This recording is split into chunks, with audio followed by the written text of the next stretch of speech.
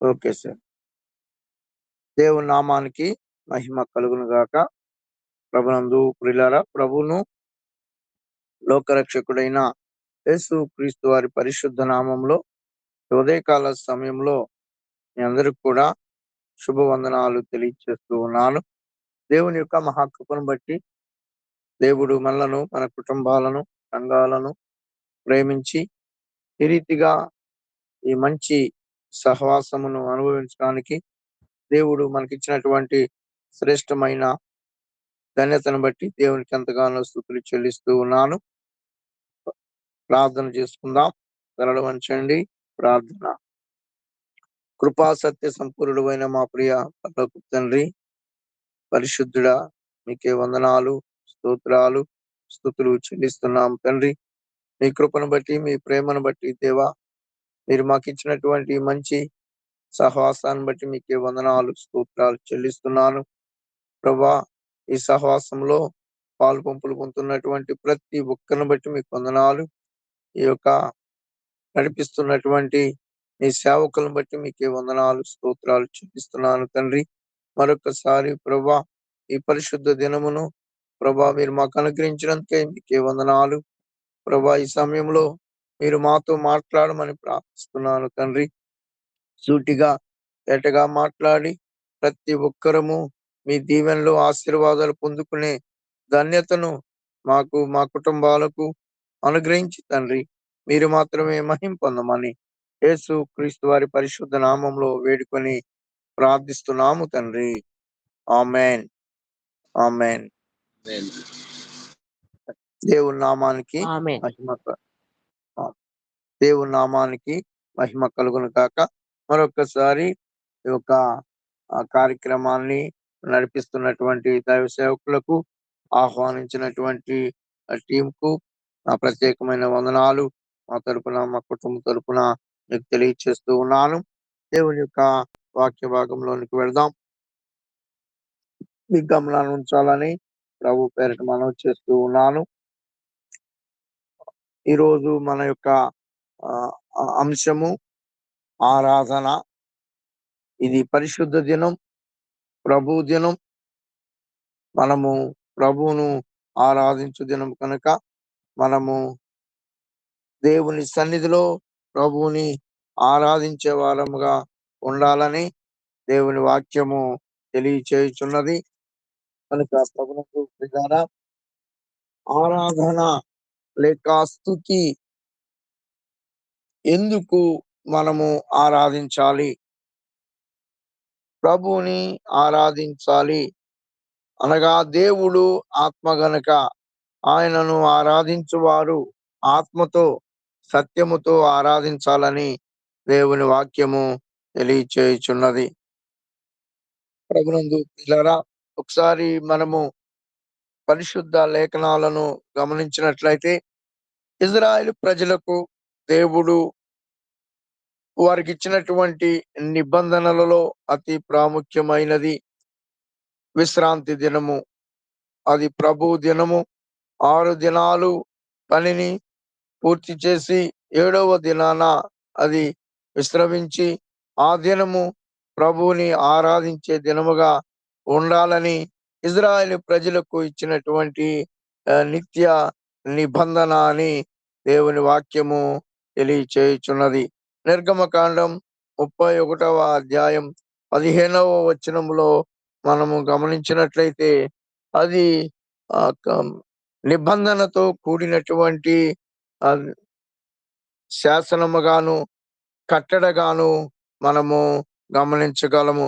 అది ఎంతగా ఆ నిబంధన ఉన్నది అంటే ప్రతి ఒక్కరు కూడా, ఇజ్రాయేలు ప్రజలలో ప్రతి ఒక్కరు కూడా విశ్రాంతి దినమును పాటించాలని, లేని ఎడల వారు మరణమునకు పాత్రుడని కఠినముగా మోషే ఆజ్ఞాపించినట్లుగా మనము చూస్తూ ఉన్నాం. ప్రభునందు ప్రియులారా, ప్రభుని ఆరాధించాలి అంటే భయము, భక్తి కలిగి ఉండాలి. భయమైన, భక్తి అయినా ఉన్నప్పుడు మాత్రమే మనము ప్రభుని ఆరాధించగలము. దేవుని లేఖనాలను గమనిస్తే భయము అనగా అది నిత్యమైన నిబంధన. అది మీరినప్పుడు మరణ శిక్షకు పాత్రులవుతారని దేవుని లేఖనాలు తెలియచేస్తూ ఉన్నాయి. కనుక దేవుని యందు భయముంటే మనము మరణ శిక్షకు పాత్రులవుతామని ఎరిగిన వారమైతే ఖచ్చితంగా మనము ప్రభువుని ఆరాధిస్తాము. భక్తి ఉన్నప్పుడు మనము ప్రభువుని ఆరాధిస్తాము. కనుక భయము, భక్తి ఉన్నప్పుడు మాత్రమే మనము ప్రభువుని స్తుతించగలము, ప్రభువుని ఆరాధించగలము. ప్రభునందు ప్రియులారా, మనము ఉన్నత స్థితిలోనికి వెళ్ళాలని దేవుడు కోరుకుంటున్నాడు. ఉన్నతమైనటువంటి జీవితాలను దేవుడు ఇవ్వటానికి ఆయన ఇష్టపడుతూ ఉన్నాడు. యెషయా గ్రంథము 58వ అధ్యాయము 14వ వచనాన్ని ఒకసారి మనము గమనిద్దాము. యెషయా గ్రంథము 58వ అధ్యాయము 14వ వచనాన్ని గమనిస్తే, నీవు యెహోవా యందు ఆనందించెదవు, దేశము యొక్క ఉన్నత స్థలముల మీద నేను నిన్ను ఎక్కించెదను. దేవుని నామానికి మహిమ కలుగును గాక. ప్రభునందు ప్రియులారా, ఉన్నత స్థలముపై దేవుడు మనలను ఎక్కించువాడుగా ఉన్నాడు, ఆశీర్వదించువాడుగా ఉన్నాడు. ఎప్పుడనగా మనము ఎప్పుడైతే భయము, భక్తి కలిగి ప్రభువుని ఆరాధిస్తామో, విశ్రాంతి దినమును అది దేవుని మనకిచ్చినటువంటి ఆ యొక్క సమయమును ప్రభువులో మనం ఎప్పుడైతే ఆనందించగలమో, స్తుతించగలమో, ఆరాధించగలమో, అప్పుడు మన జీవితాలను ఉన్నతమైనటువంటి స్థితిలోనికి నడిపించగలిగిన దేవుడని ప్రభు పేరట మనవి చేస్తూ ఉన్నాను. ప్రభునందు ప్రియులారా, ఆనాడు దేవుడు ఇజ్రాయేలు ప్రజలకు ఇచ్చినటువంటి ఆ నిత్య నిబంధనను మీరినటువంటి సంఘటనలను మనము చూస్తూ ఉన్నాం. వారిలో ఒకడు విశ్రాంతి దినమున మరి కట్టెలు వేరుకుంటుండగా, సంఖ్యాకాండం 15వ అధ్యాయం 33 నుండి 36 వరకు మనం గమనిస్తే, అది విశ్రాంతి దినమని, ఆ దినమున ఎవరు ఏ పని కూడా చేయకూడదని, ప్రభువును మాత్రమే స్తుతించాలని, ఆరాధించాలని దేవుడు సెలవిచ్చి ఉండగా, ఒక మనుష్యుడు కట్టెలు వేరుటను చూచి అతనును రాళ్లతో కొట్టి మరణ శిక్షకు అప్పగించినట్లుగా ఇజ్రాయేలు చరిత్రను మనము గమనించగలం. అటువంటి నిత్యమైనటువంటి నిబంధన, ఆజ్ఞతో కూడినటువంటి కట్టడలను ప్రజలు అనుసరించుచుండగా దేవుని వాక్యము తెలియచేయుచున్నది. ఎందుకు ఇంత నిబంధన అనంటే, ప్రభునందు ప్రియులారా, ఆదికాండం 2వ అధ్యాయం 2వ వచనాన్ని గమనిస్తే, ఆ దినము దేవుడు మనలను పరిశుద్ధపరచు దినమని దేవుని వాక్యము తెలియచేయుచున్నది. 6 దినాలు మనము చేసినటువంటి పనిని, మన కుటుంబాలను, సమస్తమును కూడా, సృష్టింపబడినటువంటి ప్రతిదీ కూడా ఆయన పరిశుద్ధపరిచే, ఆశీర్వదించే దినమని దేవుని వాక్యము తెలియచేయుచున్నది. 2వ వచనం, ఆదికాండం 2వ అధ్యాయం 2వ వచనాన్ని గమనిస్తే, కాబట్టి దేవుడు ఆ 7వ దినమును ఆశీర్వదించి పరిశుద్ధపరిచెను. ఏలయనగా దానిలో దేవుడు తాను చేసినట్టు, సృజించినట్టు తన పని అంతటిని విశ్రమించెను. దేవుని నామానికి మహిమ కలుగును గాక. ప్రభునందు ప్రియులారా, ఎందుకు దేవుణ్ణి మనము ఆరాధించాలి, ఎందుకు దేవుణ్ణి మనము స్తుతించాలి అంటే, ఈ దినము ప్రభు మనలను పరిశుద్ధపరిచే దినము, పవిత్రపరిచే దినము, నిర్దోషులుగా చేసే దినమని దేవుని వాక్యము తెలియచేయుచున్నది. ప్రభునందు ప్రియులారా, ఉన్నతమైనటువంటి స్థితిలోనికి, ఉన్నత స్థలములపై ఆయన కూర్చుండబెట్టుటకు దేవుడు నిన్ను నన్ను ఏర్పరచుకొని ఉన్నాడు. మనలను ఆనాడు ఇజ్రాయేలు ప్రజలను ఏ రీతిగా అయితే మరి ఐగుప్తు నుండి విడిపించాడో, ఆ బానిసత్వం నుండి విడిపించాడో, అదే రీతిగా దేవుడు పాపములో శాపంలో ఉన్నటువంటి మనలను ప్రత్యేకపరిచి రక్షించి తన కొరకై తన సొత్తైన ప్రజలుగా దేవుడు ఏర్పరచుకున్నందుకై ఆయన మనలను ఉన్నతమైనటువంటి స్థితిలోనికి నడిపించడానికి, ఆయన మనలను పరిశుద్ధపరచటానికి దేవుడు అనుగ్రహించి ఉన్నాడు. దేవుని నామానికి మహిమ కలుగును గాక. కనుక ప్రభునందు ప్రియులారా, విశ్రాంతి దినం అనేది దేవుడు మనకిచ్చినటువంటి ఆశీర్వాదకరమైన దినమని ప్రభు పేరట మనం చేస్తూ ఉన్నాను. ఈనాడు అనేక మంది విశ్రాంతి దినము ఎప్పుడు దాటిపోతుందా, అమావాస్య ఎప్పుడు దాటిపోతుందా, మన వ్యాపారమును చేసుకుందాం, మన పనులను జరిగించుకుందాం అని ఆలోచన చేస్తూ ఉన్నారు. ఇది రాను రాను విశ్రాంతి దినం అనేది ప్రభుని స్తుతించే సమయము, ప్రభుని ఆరాధించే సమయము, ప్రజలకు ఆటంకముగా, ఎంతో ఇబ్బందికరంగా ప్రజలకు మరి కనిపిస్తూ ఉన్నది. ప్రజల్లో మనము చూస్తూ ఉన్నాం. దేవుని సన్నిధికి, దేవుణ్ణి స్తుతించవలసినటువంటి ప్రజలు, దేవుణ్ణి ఆరాధించవలసినటువంటి ప్రజలు వారి వారి పనులను బట్టి ప్రభువుని స్తుతించలేక, ప్రభువుని ఆరాధించలేక, ప్రభువుని మహిమపరచలేక జీవిస్తున్నట్లుగా మనము చూస్తూ ఉన్నాం. అయితే ప్రభునందు ప్రియులారా, ప్రభు సన్నిధిలో ప్రభువుని స్తుతించాలని దేవుని వాక్యము తెలియచేయుచున్నది. దేవుని వాక్యాన్ని మనము గమనించినప్పుడు దేవుడు ఆత్మ గనుక ఆయనను ఆరాధించువారు ఆత్మతో సత్యముతో ఆరాధించాలని దేవుని వాక్యము తెలియచేయుచున్నది. యోహాను సువార్త 4వ అధ్యాయములో మనము గమనించినట్లయితే అక్కడ సమరయ స్త్రీతో దేవుడు మాట్లాడుతున్నాడు. ప్రభునందు ప్రియులారా, ఈ మాటలు జాగ్రత్తగా గమనించవలసిందిగా ప్రభు పేరిట మనవి చేస్తూ ఉన్నాను. 24వ అధ్యాయము 21వ వచనం నుంచి గమనించినట్లయితే, అమ్మా, ఒక కాలము వచ్చుచున్నది, ఆ కాలమందు ఈ పర్వతం మీదనైనను యెరూషలేములోనైనను మీరు తండ్రిని ఆరాధింపరు. దేవుని నామానికి మహిమ కలుగును గాక. ప్రభునందు ప్రియులారా, యేసు క్రీస్తు వారు సమరయ స్త్రీతో చెప్పినటువంటి మాట దయతో గమనించండి. నా మాట నమ్ముము, మీరు మీకు తెలియని దానిని ఆరాధించువారు, మేము మాకు తెలిసిన దానిని ఆరాధించువారము. రక్షణ యూదులలో నుండియే కలుగుచున్నది. అయితే యథార్థముగా ఆరాధించువారు ఆత్మతోనూ సత్యముతోనూ తండ్రిని ఆరాధించవలసిన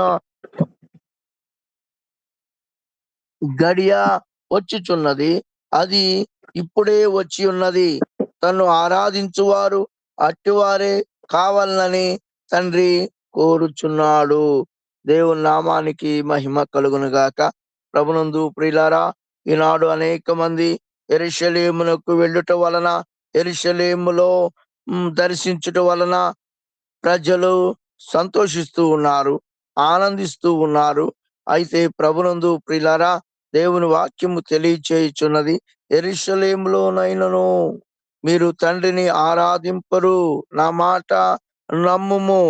ప్రభునందు ప్రియులారా, ఆయన ఉన్నత స్థలాలను కోరుకోవటం లేదు. ఉన్నతమైనటువంటి సుందరమైనటువంటి మందిరాలను ఆయన కోరుకోవటం లేదు. కానీ ఆయన ఆత్మ గనుక ఆత్మతో సత్యముతో ఆరాధించాలని దేవుడు కోరుకుంటున్నాడు. ఇక్కడ సమరయ స్త్రీ అంటుంది, అయ్యా, ఇదిగో ఈ పర్వతమందు ఆరాధించిరి, మా పితరులు ఈ పర్వతమందు ఆరాధించిరి గాని ఆరాధించవలసిన స్థలము యెరూషలేములో ఉన్నదని మీరు చెప్పుదురని ఆయనతో అనగా, యేసు ఆమెతో ఇట్లా నేను కనుక ప్రభునందు ప్రియులారా, ఆనాడు ప్రభువైన యేసుక్రీస్తు వారు సమరయ స్త్రీతో చెప్పినటువంటి మాట పరిశుద్ధాత్మ దేవుడు ఈ రోజు ఈ ఉదయకాల సమయంలో మనతో కూడా మాట్లాడుచున్నాడు. ఆరాధించవలసినటువంటి స్థలము యెరూషలేములో కాదు. ఈ మాట నమ్మవలసినటువంటి వారముగా ఉన్నాం. ఆత్మ చెప్పుచున్న మాట చెవి గలవాడు వినుగాక. ఆరాధన అనేది యెరూషలేములో కాదు గాని తండ్రిని ఆరాధించువారు అనగా దేవుణ్ణి ఆరాధించువారు, యథార్థముగా ఆరాధించువారు ఎవరయ్యా అంటే ఆత్మతో సత్యముతో తండ్రిని ఆరాధించు కాలము వచ్చుచున్నదని దేవుని వాక్యము తెలియచేయుచున్నది. కనుక ప్రభునందు ప్రియులారా, ప్రభుని ఆరాధించేవారు ఆత్మతో సత్యముతో ఆరాధించాలి. ఎందుకు ఆరాధించాలి అనంటే మనము లేఖనాలను గమనించాం. ఆయన మన పాప బంధకాల నుండి మనలను విడిపించిన దేవుడని దేవుని వాక్యము ద్వారా మనం విన్నాము. అది నిత్య నిబంధన అని దేవుని వాక్యము ద్వారా మనం విన్నాం. మనలను మన కుటుంబాలను ఉన్నత స్థలముపై ఉంచాలని దేవుడు ఇష్టపడుతూ ఉన్నాడు. మనం ఐశ్వర్యవంతులము కావాలని ఆయన దరిద్రుడిగా, దీనుడిగా, దాసుడిగా ఆయన ఈ లోకానికి వచ్చాడు. అయితే ప్రభునందు ప్రియులారా, మనము ఏ రీతిగా ఆరాధిస్తున్నాము, ఆత్మతో సత్యముతో ఆరాధిస్తున్నామా ప్రభుని అని ఒకసారి మనలను మనము పరిశీలించుకునే వారంగా ఉండాలని ప్రభు పేరిట మనం చేస్తూ ఉన్నాను. దేవుని వాక్యాన్ని గమనించినప్పుడు మనము చదివినటువంటి వాక్య భాగం కీర్తన గ్రంథము 150వ దావీదు కీర్తనను ఒకసారి మనం గమనించినట్లయితే మొదటి వచనములో వ్రాయబడినటువంటి మాటను మనం చూడగలిగినట్లయితే అక్కడ యెహోవాను స్తుతించుడి, ఆయన పరిశుద్ధ ఆలయమునందు దేవుణ్ణి స్తుతించుడి. దేవుని నామానికి మహిమ కలుగును గాక. ప్రభునందు ప్రియులారా, దావీదు భక్తుడు తెలియచేస్తున్నటువంటి మాట యెహోవాను స్తుతించుడి, ఆయన పరిశుద్ధాలయమునందు దేవుణ్ణి స్తుతించుడి. పరిశుద్ధాలయమునందు ఈ మాటను మరొకసారి మనం జ్ఞాపకం చేసుకుందాం, ఆలోచన చేద్దాం. ప్రభునందు ప్రియులారా, దేవుడు రాళ్లతో కట్టబడినటువంటి సుందరమైనటువంటి దేవాలయాల గురించి ఆయన తెలియచేయట్లేదు గాని యెరూషలేము విషయంలోనే ఆయన అంగీకరించట్లేదు. యెరూషలేములో కాదు ఇది నమ్ము అని ఆనాడు సమరయ స్త్రీతో సెలవిచ్చాడు. ఆయనను యథార్థముగా ఆరాధించువారు ఆత్మతో సత్యముతో ఆరాధించాలని తెలియచేశాడు. అయితే ప్రభునందు ప్రియులారా, దానికి ఈ వాక్య భాగాన్ని గమనిస్తే పరిశుద్ధాలయమునందు దేవుణ్ణి స్తుతించుడి. ప్రభునందు ప్రియులారా, పరిశుద్ధ ఆలయము ఎక్కడ ఉన్నది? పరిశుద్ధ ఆలయం అనగా ఏమిటి అని ఒకసారి మనం ఆలోచన చేస్తే ఆయన పరిశుద్ధ ఆలయము మన దేహమై ఉన్నదని దేవుని వాక్యము తెలియచేయుచున్నది. మీరు దేవుని ఆలయమై ఉన్నారని మీరెరుగరా అని దేవుడు జ్ఞాపకం చేస్తూ ఉన్నాడు. ప్రభునందు ప్రియులారా, మన దేహము దేవుని ఆలయమై ఉన్నది. అది పరిశుద్ధ ఆలయముగా అలంకరించుకొని సిద్ధపరుచుకొని పవిత్రపరుచుకొని నిందారహితమైనటువంటి ఆత్మ, మనసు, శరీరము నిందారహితముగా కాపాడుబట్టే నమ్మువారి అందరి యొక్క ఆధిక్యతని దేవుని లేఖనాలు తెలియచేయుచున్నది. కనుక ప్రభుని ఆరాధించువారు ఆత్మ, శరీరము, మనసును నిందారహితముగా కాపాడుకొనుచు మనసారా ప్రభుని స్తుతించే వారంగా ఉండాలని ప్రభు పేరిట మనం చేస్తూ ఉన్నాను. ఎవరైతే ఈ మందిరమును పాడు చేయుదురో, దేవుడు వారిని పాడు చేయునని దేవుని వాక్యము తెలియచేయుచున్నది.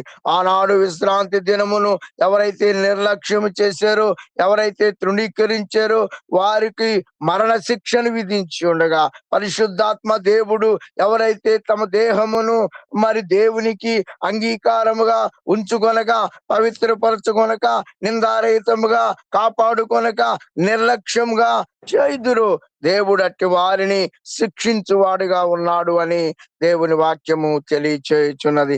కనుక ప్రభునందు ప్రియులారా, పరిశుద్ధ ఆలయమునందు దేవుని స్తుతించుడి అనగా మనము ఆ దేవుడు ఆత్మ గనుక మనము కూడా ఆత్మతో సత్యముతో ఆరాధించాలని దేవుని వాక్యము తెలియచేయుచున్నది. కనుకనే మరి కీర్తనకారుడు తెలియచేస్తున్నటువంటి మాటలను గమనించినట్లయితే 136వ దావీదు కీర్తనలో 3 విషయాలను మనము గమనించగలము. యెహోవా దయాళుడు, ఆయనకు కృతజ్ఞతాస్తుతులు చెల్లించండి.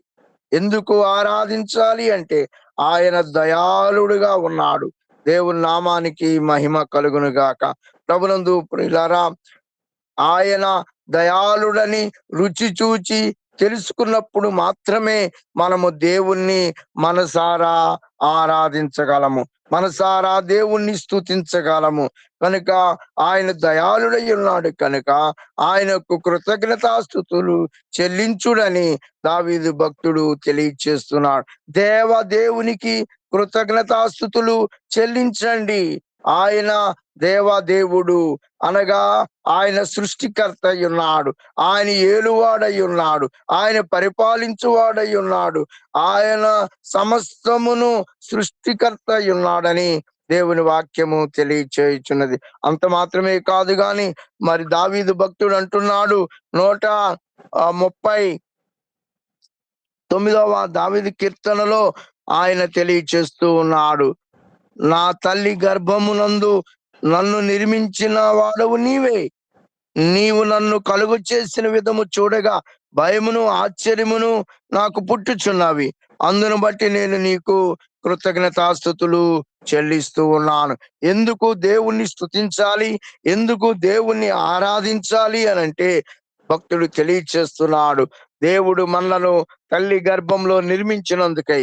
ఎందుకంటే ఆయన సృష్టికర్త అయి ఉన్నాడు, ఆయన దేవదేవుడై ఉన్నాడు కనుక, ఆయనే ఆది అంతము లేనివాడుగా ఉన్నాడు కనుక ఆయనను మనము స్తుతించాలి, ఆయనను ఆరాధించాలి. కారణం ఏమిటంటే ఒకటి దయాళుడై ఉన్నాడు, రెండవది ఆయన సృష్టికర్త అయి ఉన్నాడని, మనల్ని సృజించిన దేవుని మనసారా మనము దేవునికి స్తుతులు చెల్లించాలని, ఆరాధించే వారంగా ఉండాలని ప్రభు పేరిట మనవి చేస్తూ ఉన్నాను. మరొక మాటను మనం గమనిస్తే ప్రభువుల ప్రభునకు కృతజ్ఞతాస్తుతులు చెల్లించండి అని దేవుని వాక్యము తెలియచేయుచున్నది. ఆయన ఒక్కడే మహాశ్చర్య కార్యములు చేయువాడు అని, అందును బట్టి దేవునికి స్తుతులు చెల్లించమని భక్తుడు తెలియచేస్తూ ఉన్నాడు. కనుక ప్రభునందు ప్రియులారా, ఆయన మాత్రమే ఆశ్చర్య కార్యాలు చేయగలిగిన దేవుడు, ఆయన మాత్రమే నిన్ను నన్ను మన కుటుంబాలను రక్షించగలిగిన దేవుడు, పోషించగలిగిన దేవుడు, సమాధాన స్థితిని ఇవ్వగలిగిన దేవుడు, నెమ్మదిని కలుగు చేయగలిగిన దేవుడు. కనుక ప్రభునందు ప్రియులారా, ఆయన మన సృష్టికర్త అయి ఉన్నాడు, ఆయన మనలను సృజించిన వాడుగా ఉన్నాడు, మనలను పోషించువాడుగా ఉన్నాడు అని దేవుని వాక్యము తెలియచేయుచున్నది. కనుక ఆయన దేవదేవుడై ఉన్నాడు కనుక, ఆయన ప్రభులకు ప్రభు అయి ఉన్నాడు కనుక ఆయనను మనము ఆరాధించే వారంగా ఉండాలి. అనగా పరిశుద్ధాలయమునందు ఆయనకు మనము స్తుతులు చెల్లించే వారంగా ఉండాలని దేవుని వాక్యము తెలియచేయుచున్నది. ఈ కీర్తన గ్రంథములో 146 నుండి మనము 145 నుండి కూడా చూడొచ్చు. ప్రతి ఆ కీర్తనలో కూడా దేవుని స్తుతించాలని భక్తుడు తెలియచేస్తున్నాడు. అనుదినము కూడా నేను నిన్ను స్తుతించెదను, నిత్యము నీ నామమును స్తుతించెదను అని భక్తుడు తెలియచేస్తున్నాడు. కారణం ఏమిటంటే ఆయన అందరికీ ఉపకారిగా ఉన్నాడు అని దేవుని వాక్యము తెలియచేయుచున్నది. ఆయన 9వ వచనములో చూసినట్లయితే యెహోవా అందరికీ ఉపకారి, ఆయన కనికరములు, ఆయన సమస్త కార్యముల మీద ఉన్నవి అని భక్తుడు తెలియచేస్తూ ఉన్నాడు. 146వ దావీదు కీర్తనలో అన్నాడు, యెహోవాను స్తుతించండి నా ప్రాణమా, యెహోవాను స్తుతింపుము. కారణం ఏమిటంటే ఇక్కడ రక్షణను మనము చూస్తూ ఉన్నాం. రాజుల చేతనైనను నరుల చేతనైనను రక్షణ కలగదు, వారిని నమ్ముకొనకుడు అని దేవుని వాక్యము తెలియచేయుచున్నది. ఎందుకనగా వారి ప్రాణము వెడలిపోవును, వారి మంటి పాలగుదురు, వారి సంకల్పములు నాడే నశించునని. అయితే ప్రభునందు ప్రియులారా, ఎవనికి యాకోబు దేవుడు సహాయకుడగునో, ఎవడు తన దేవుడైన యెహోవా మీద ఆశ పెట్టుకొనునో వాడు ధన్యుడు. దేవుని నామానికి మహిమ కలుగును గాక. ఎందుకు దేవుణ్ణి స్తుతించాలంటే ఆయన అందరికీ ఉపకారి అంటున్నాడు, ఆయన దయాదాక్షిణ్య పూరుడు అంటున్నాడు. ఎందుకు దేవుణ్ణి స్తుతించాలంటే ఆయనే రక్షించువాడిగా ఉన్నాడు. ఏ నరుడును కూడా, ఏ రాజు కూడా రక్షించలేడని దేవుని వాక్యము తెలియచేయుచున్నది. 147వ దావీదు కీర్తనలో కూడా యెహోవాను స్తుతించండి, మన దేవునికి స్తోత్రగానం చేయుట మంచిది అంటున్నాడు. ఎందుకనగా ఆయన దీనులను లేవనెత్తువాడుగా ఉన్నాడు అని దేవుని వాక్యము తెలియచేయుచున్నది. ఆయన గుండె చెదిరిన వారిని ఆయన బాగు చేయువాడుగా ఉన్నాడు, చెదిరిపోయిన వారిని పోగు చేయువాడుగా ఉన్నాడు అని దేవుని వాక్యము తెలియచేయుచున్నది. ఆయన గాయములు కట్టువాడుగా ఉన్నాడు అని దేవుని వాక్యము తెలియచేయుచున్నది. కనుక ప్రభునందు ప్రియులారా, యెహోవాను ఏ రీతిగా స్తుతించాలి, యెహోవాను ఏ రీతిగా ఆరాధించాలంటే ఆత్మతో సత్యముతో ఆరాధించాలి. అనగా కీర్తనకారుడు తెలియచేసినట్లుగా యెహోవాను స్తుతించండి. 148వ కీర్తనలో కూడా ఆయన అందరికీ తెలియచేస్తున్నాడు, యెహోవాను స్తుతించండి ఆకాశములారా, యెహోవాను స్తుతించండి ఉన్నత స్థలములారా, ఆయనను స్తుతించండి. ఆయన దూతలారా, సూర్య చంద్రులారా, ప్రతి ఒక్కరితో దేవుడు మాట్లాడుతున్నాడు. ఈ సృష్టి అంతా కూడా ప్రభువుని స్తుతిస్తుంది. ప్రభునందు ప్రియా దేవుని బిడ్డలారా, మనము ప్రభువుని స్తుతించగలుగుతున్నామా? ప్రభుని ఆరాధించగలుగుతున్నామా? ఎప్పుడు ఉపవాస దినము దాటిపోతుందా? ఎప్పుడు ఆదివారం దాటిపోతుందా? ఆదివారం వచ్చేసింది, పనికి ఆటంకం అయిపోతుంది అనేటువంటి ఆలోచనలో ఉంటున్నాము. కానీ దేవుడు మనకిచ్చినటువంటి ఈ ఆధిక్యత, దేవుడు మనకిచ్చినటువంటి సమయాన్ని మనసారా ప్రభువుని స్తుతించగలుగుతున్నామా? ప్రభువుని ఆరాధించగలుగుతున్నామా?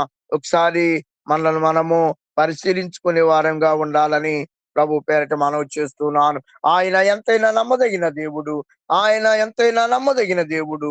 ఆయన మనల్ని ఏమాత్రమును విడిచిపెట్టే దేవుడు కాదు, ఎడబాయే దేవుడు కాదు, త్రోసివేసే దేవుడు కాదు. దేవుడు మనలను ఉన్నతమైనటువంటి స్థలములలోనికి ఆయన నిలబెట్టుటకు ఆయన ఇష్టపడుతున్నాడు.